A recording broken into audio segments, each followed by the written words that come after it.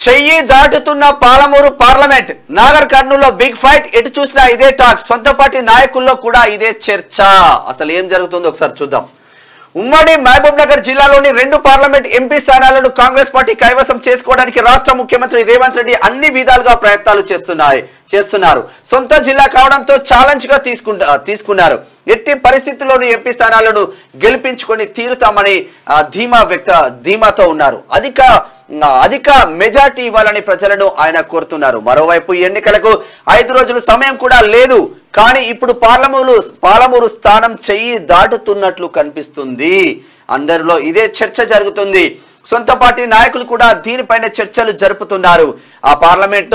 parliament లో బీజేపీకి అనుకూలంగా ఉన్నట్లు మాటలు వినిపిస్తున్నాయి మహబూబ్ నగర్ లో బీజేపీకి మంచి పట్టు కూడా ఉంది గతంలో ఆ స్థానాన్ని బీజేపీ కైవసం చేసుకున్న రోజులు కూడా ఉన్నాయి మరోవైపు డీకే అన్నకు కూడా పట్టు ఉంది అన్న కోణంలో పెద్ద ఎత్తున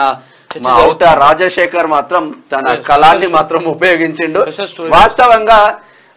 గ్రౌండ్ రియాలిటీ ఏముందో అదే రాస్తా ఉంటాం చాలా మందికి కొందరికి నెగటివ్ అనిపించచ్చు కొందరికి పాజిటివ్ అనిపించవచ్చు బట్ ఉన్నది ఉన్నట్టే రాస్తాం అంతే